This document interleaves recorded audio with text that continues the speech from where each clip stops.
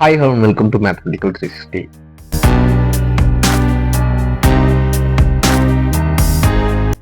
இந்தியாவில் நான் பார்க்க போகிற சப்ஜெக்ட் வந்து பார்த்தீங்கன்னா மேல்நிலை 2ஆம் ஆண்டு 12வது கணிதவியல் இந்த சப்ஜெக்ட் தான் பார்க்க போகிறோம். இன்னைக்கு நான் பார்க்க போகிற சாப்டர் வந்து பார்த்தீங்கன்னா அத்தியாயம் 11 நிகழ்தகவு பரவல்கள். இந்த சாப்டர் தான் நம்ம பார்த்துட்டு இருக்கோம். இன்னைக்கு நான் பார்க்க போகிற டாபிக் வந்து பார்த்தீங்கன்னா ஈருறுப்பு பரவல், த பைனாமியல் டிஸ்ட்ரிபியூஷன், ப்ராக்டிகல் ப்ராப்ளம். இந்த வீடியோல வந்து பார்த்தீங்கன்னா இந்த ஈருறுப்பு டாபிக் பேஸ் பண்ண ஒரு ப்ராக்டிகல் ப்ராப்ளம் தான் பார்க்க போகிறோம்.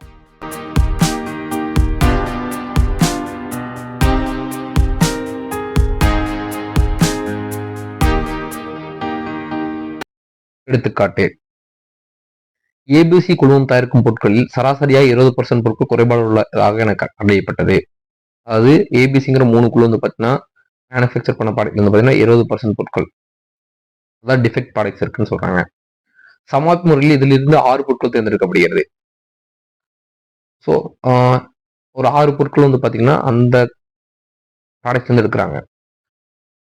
மேலும் குறைபாடுள்ள பொருட்கள் எண்ணிக்கை எக்ஸ் குறித்தால், ஸோ அந்த 6 இல்லாமல் பேலன்ஸ் இருக்க மேலும் குறைபாடுள்ள பொருட்கள் வந்து பார்த்தீங்கன்னா எக்ஸ்ன்னு எடுத்துக்கிறாங்கன்னு வச்சுக்கோங்க. ஃபர்ஸ்ட் கொஸ்டின், இரு பொருட்கள் குறைபாடு உள்ளவை. செகண்ட் கொஸ்டின், அதிகபட்சம் ஒரு பொருள் குறைபாடு உள்ளது. தேர்ட் கொஸ்டின், குறைந்தபட்சம் இரு பொருட்கள் குறைபாடு உள்ளவை ஆகியவற்றின் நிகழ்தகவு காண்க. ஸோ கொஸ்டின் வந்து பார்த்தீங்கன்னா ஏபிசிங்கிற குழுமம் ப்ராடக்ட் மேனுஃபேக்சர் பண்ணுது, அதில் 20% வந்து பார்த்தீங்கன்னா ப்ராடக்ட் டிஃபெக்டாக இருக்குன்னு சொல்றாங்க. ஸோ அதுலேருந்து எடுக்கிற ஏதாச்சும் ஒரு 6 பொருட்கள் வந்து பார்த்தீங்கன்னா குறைபாடுள்ள பொருட்கள் எக்ஸ்ன்னு நம்ம கவுண்ட் வச்சுக்கணும், அதாவது எக்ஸ்ன்னு கவுண்ட் வச்சுக்கணும். ஸோ அப்படி இருக்கும்போது இந்த 3 கொஸ்டின்ஸ்க்கான சொல்யூஷன் என்னன்னு சொல்லி கேட்குறாங்க.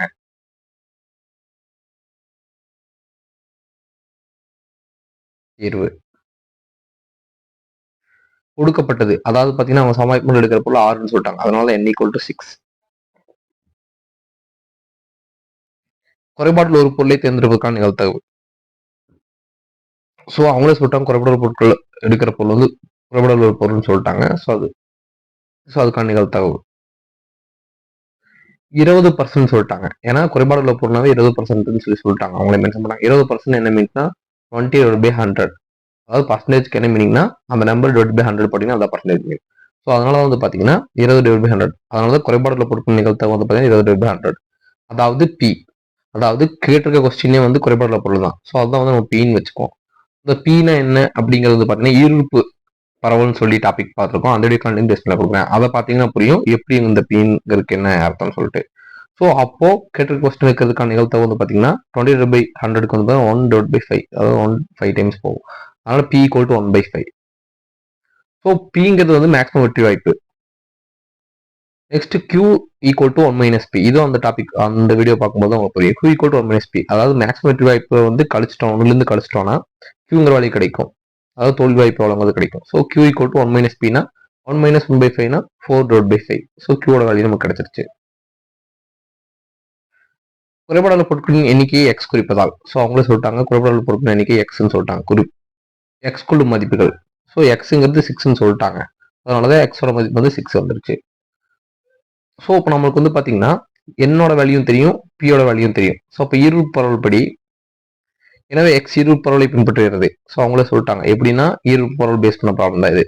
ஸோ இந்த ப்ராப்ளம் வந்து பார்த்தீங்கன்னா மேக்ஸிமம் பப்ளிக் எக்ஸாம் வந்து கேட்டுகிட்டே இருப்பாங்க. ஸோ அதனால தான் வந்து இதை எக்ஸ்பிளைன் பண்ணியிருக்கேன். ஸோ அப்போ இந்த மாதிரி வர கொஸ்டின்ஸ் வந்து பார்த்தீங்கன்னா ஈருறுப்பு பரவல் பேஸ் பண்ணது தான். ஸோ அப்போ ஈருறுப்பு பரவல் பின்பற்றுறதுனால இந்த ப்ராப்ளம் அதனால் எக்ஸ் அப்ராக்சிமேட் பி 6,5. 6ங்கிறது வந்து பார்த்தீங்கன்னா n, 1/5ங்கிறது பார்த்தீங்கன்னா பி. இது வந்து பார்த்தீங்கன்னா அந்த ஈருறுப்பு பரவல் வீடியோ பார்க்கும்போது எப்படி இந்த ஒரு ஃபார்முலா எடுத்திருக்காங்கன்னு சொல்லி உங்களுக்கு புரியும்.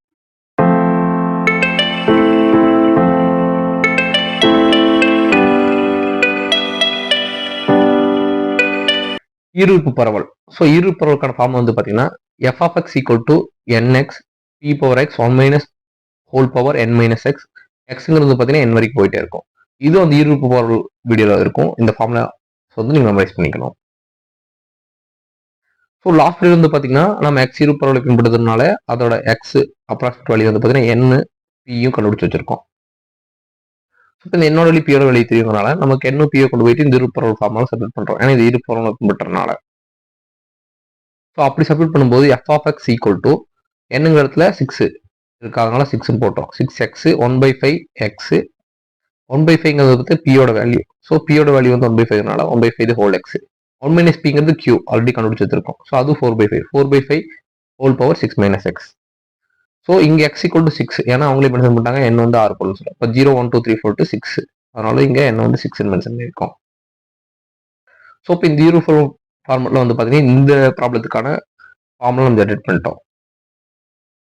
ஸோ அப்போ ஃபர்ஸ்ட் கொஸ்டின், அதாவது நிகழ்த்த ஃபார்முலா, அதாவது எஃப் ஆஃப் எக்ஸ் என்னன்னு சொல்லுவோம், p of x equal to எக்ஸ்னு நம்ம சொல்லுவோம். இரு குறிப்பிடாத உள்ள பொருட்கள் நிகழ்த்தகவு.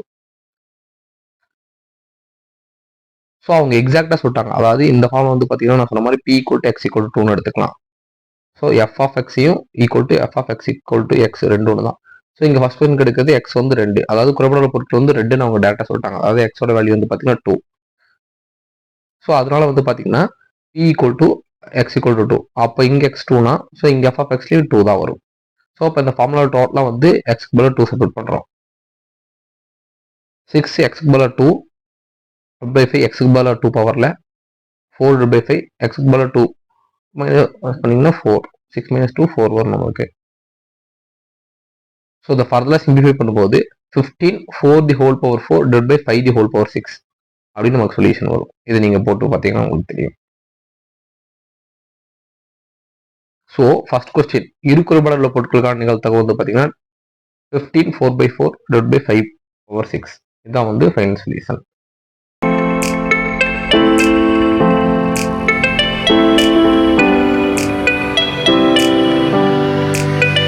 செகண்ட் கொஸ்டின், அதிகபட்சம் ஒரு பொருள் குறைபட்டுள்ளதாக இருக்க நிகழ்த்தகவு. அதாவது அதிகபட்சம் மீன்ஸ் அதிகமாவே வந்து பாத்தீங்கன்னா ஏதாவது ஒரு பொருள் தான் குறைபடாது, அந்த கண்டிஷன் இருக்கிற நிகழ்த்தகவு கேட்கறாங்க.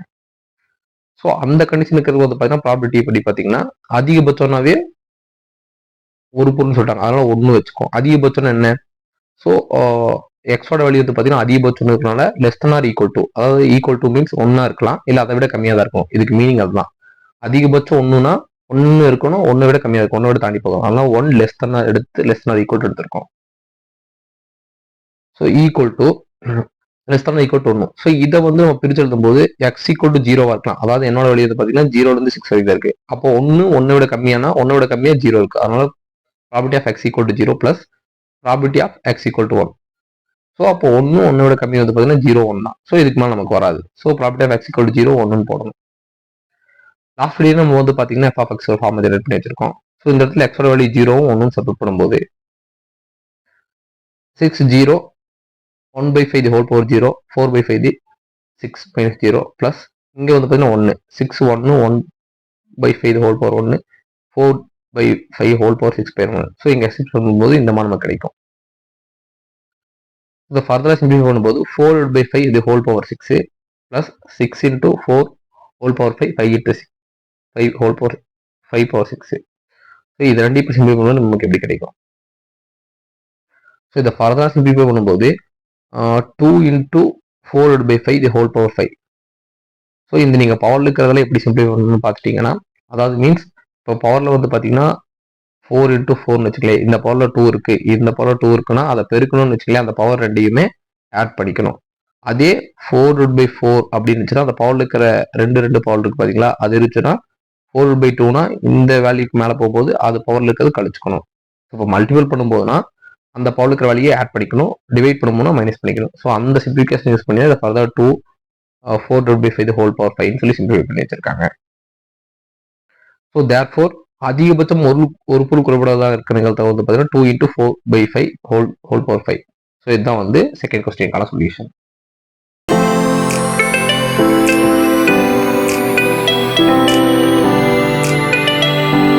தேர்ட் கொஸ்டின், குறைந்தபட்சம் இரு பொருட்கள் குறைபடாததாக நிகழ்த்தகவு.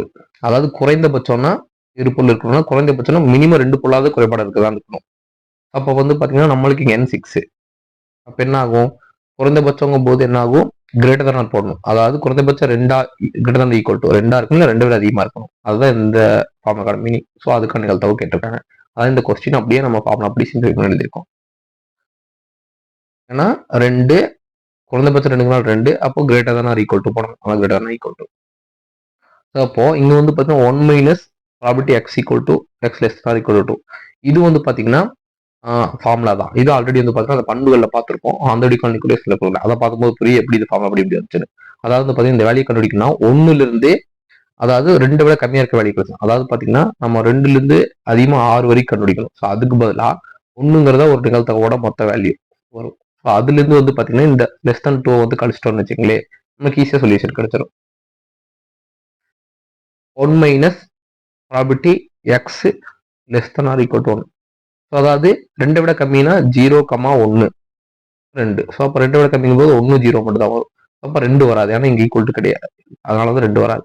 அப்போ 0,1 நம்ம போன ஸ்டைல்லேயே கண்டுபிடிச்சு வச்சிருக்கோம். அதனால வந்து பார்த்தீங்கன்னா, இதை வந்து இந்த ஃபார்மாவே எடுத்து இது மாதிரியே எழுதிக்கலாம். அதாவது 2 விட கம்மியாக இருக்கணுங்கிறதுக்கும் 1 லெஸ் தன் ரெண்டுமே ஈக்குவல் தான் வேல்யூஸ். அது நம்ம மாற்றி எழுதிருக்கோம். ஸோ அப்படி இருக்கும்போது இந்த வேல்யூ நமக்கு ஆல்ரெடி தெரியும். 1 மைனஸ் 2 இன்ட்டு 4/5 ஹோல் பவர் 5 நமக்கு தெரியும். ஸோ தேர்ஃபோர் குறைந்தபட்சம் இருப்பொருட்கள் குறைபடுதலான இருக்க நிகழ்தகவு 1 minus 2 into 4/5 whole power 5. So therefore வந்து பார்த்தீங்கன்னா, இதுதான் வந்து தேர்ட் கொஸ்டினுக்கான சொல்யூஷன்.